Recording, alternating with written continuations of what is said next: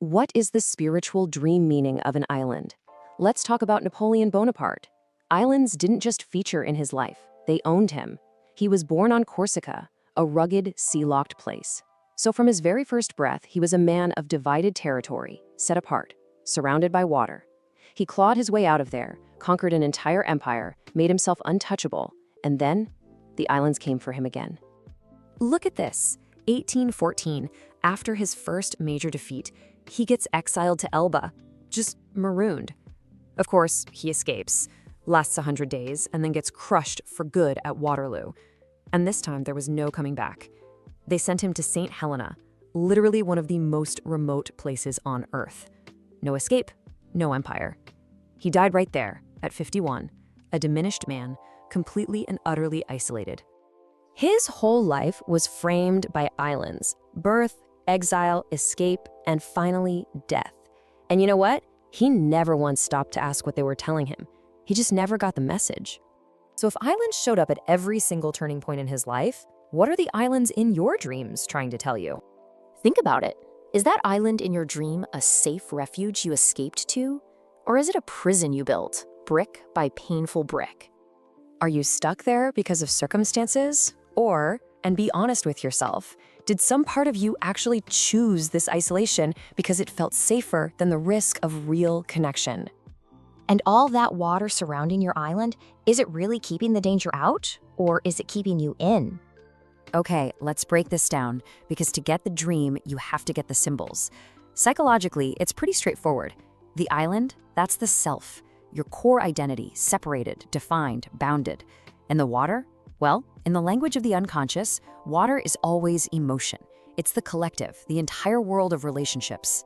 So, you see, the island in your dream is never ever just scenery. It is a direct, urgent message from your subconscious to your conscious self. To just dismiss it is to ignore one of the most critical warnings your inner life can possibly send you. Listen to me. Isolation is not neutral. Being cut off, whether it's by fear or trauma or your own damn choice, it doesn't protect you. It slowly and quietly hollows you out from the inside. And this is exactly how it works. It's a vicious, self-fulfilling cycle. It starts with a belief, one you might not even realize you have. I am fundamentally alone and no one can reach me. That belief creates the feeling of fear and isolation. And what does that feeling do? It drives your behavior. You push people away, which only proves that original, toxic belief that you're alone. See how that works? This was Napoleon's fatal flaw. The man was fearless everywhere except in one place, his own heart. He could never truly let anyone reach him, not emotionally. His marriages were political chess moves. His friendships were strategic alliances. His island self was always protected by that moat of water. And in the end, it wasn't the combined armies of Europe that destroyed him, it was his own isolation.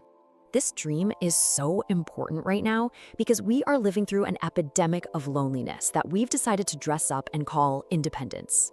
Women especially are taught this. Be strong, hold it all together, don't need anyone.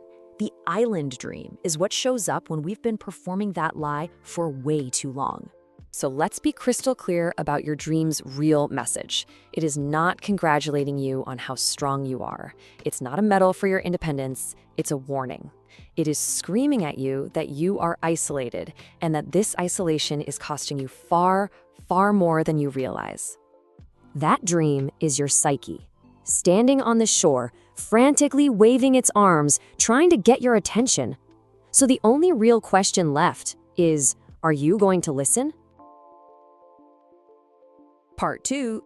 All right, let's get right into it. An island in your dream? That's not just one thing. No, it's a whole language. It's your subconscious, and it's practically screaming at you. And right now, we're going to translate the 12 most common versions. Why? Because every single one is a demand for you to do something now. So first up, we're talking about dreams that cut right to the core, the ones that show you the absolute foundation of who you really are. Okay, let's talk about being stranded alone. This is the big one. It's so common and it is brutally honest. Your mind isn't trying to be cute here. It's screaming that you feel alone because you are choosing to be. And the real kicker? It's a direct result of what person you're avoiding. Now, if your island is sinking or just disappearing, this is an emergency. A real 5-alarm fire for your soul. It means the very ground you stand on, your identity, your values, is getting swallowed whole by something. Maybe it's a job, a relationship, a narrative someone else has forced on you. Whatever it is, it's a crisis. And what about a dark, stormy island? Let's be clear, this has nothing to do with the weather. It has everything to do with you. All that unprocessed pain, all the emotion you've been pushing down, it doesn't just vanish. It gathers. It becomes a storm. And that storm, well, it's you. It's the part of yourself you've refused to face, and it's calling you out. So let's get real. I want you to ask yourself 3 things, and you have to be brutally honest. 1. Who have you been avoiding? 2. Name 5 truths about your absolute core self, not your job title, not your role as a parent or partner. And 3, what's the one emotion you've been running from? The answers to these, that's your way out. Okay, so it's not just about you in a vacuum. These dreams are also a map of how you connect, or don't connect, with everyone else. You've got to pay attention to the water around the island. It's just as important as the land. If it's calm, that's a good sign. It means you're feeling emotionally stable. But if it's rough and chaotic, that's a direct mirror of the chaos in your relationships. It's a huge red flag telling you to figure out what or who is causing it right now. Then there's the island you just can't reach. Man, this one hurts. You can see what you want so clearly, but it's just out of grasp. And here's the tough love. The water separating you from it isn't bad luck. It's not circumstance. It's your own internal resistance. It's you telling yourself you don't deserve it. So what happens when other people show up on your island? Your subconscious is basically testing your environment. It's asking one critical question. Do I belong here? And you're feeling in the dream, whether you feel safe or totally trapped, that's your real answer. That's the truth about your community. And if you dream of escaping the island, that's not a suggestion. It's a direct order. It means something in your life has become a cage. So here's the plan. Step 1, name the cage. A job, a relationship, a mindset. Say it out loud. Don't sugarcoat it. Step 2, find 1 inch of freedom. The smallest possible action you can take to move toward escape. And step 3, move that inch today. Because staying put, that's just killing you quietly. All right, let's shift gears. Not every island dream is a crisis. Some are about something else entirely, your own transformation. You know that dream of a perfect paradise island? It feels amazing, right? And that's exactly what makes it so dangerous. It's a total deception. It's not a reward, it's a warning. It's your soul screaming that you are on the verge of total burnout, probably because you're in denial about how much of your life is eroding your spirit. That peace you feel, it's a cry for help. Now, what if your dream you're building something on the island? A shelter, a fire, anything. This is a sacred call to action. It is the work of self-creation.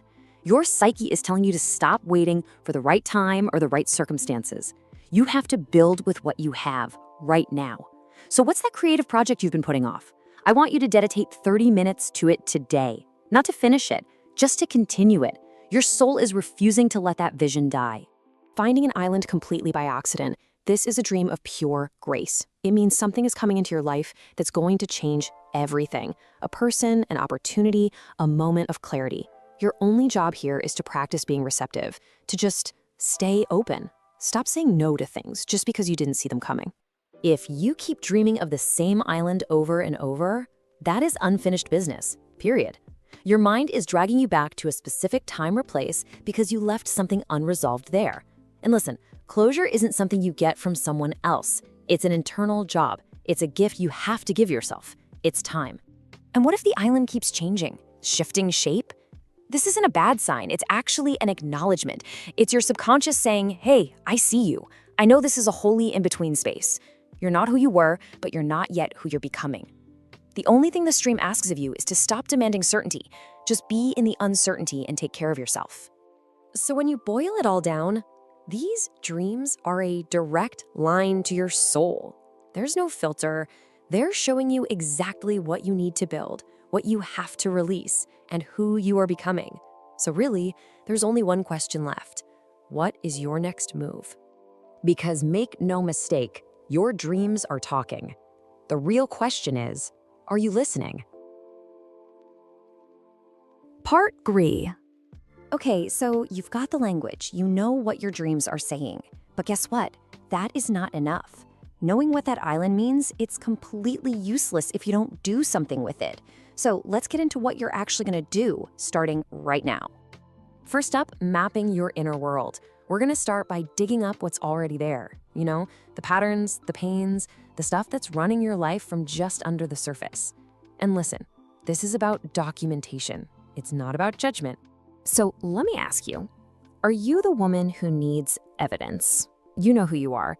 You're the one who brushes off your own intuition, who needs to see a pattern laid out in black and white before you'll finally admit it's real. Yeah? This first one, it's for you. And it is absolutely non-negotiable. Get a notebook and a pen. Put them on your nightstand. And no, not your phone. The second you wake up, before you check a single notification, you write. I don't care if it's just a feeling, a single word, a color, write it down. You're going to do this for 3 weeks. And at the end of it, you're going to have a complete map of your inner life. And why 21 days? Because here's the deal. The pattern that you refuse to name in the next 21 days, it's going to be the exact same one running your decisions 21 months from now. You have to get ahead of this now. All right, let's move on. What are you carrying that you haven't spoken? I'm talking to the woman who was holding on to something, a wound, a fear, a loss, something that has never, ever been said out loud. You know that stormy, sinking island you keep dreaming about?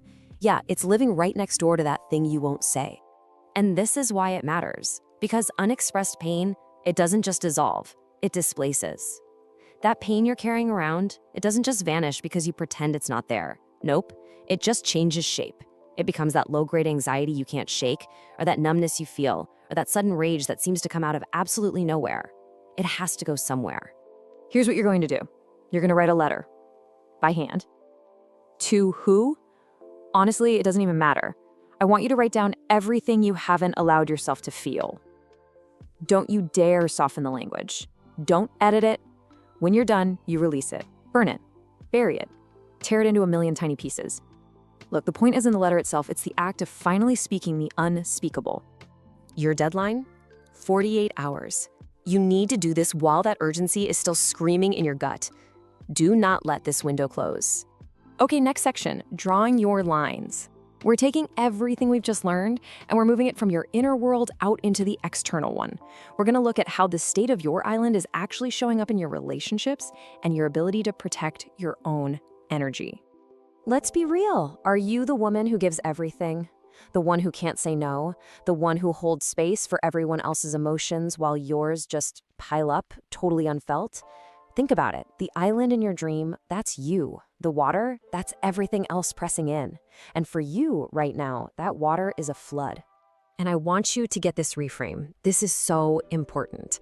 We're not building walls. A wall is a punishment. We're drawing a line. A line has a purpose.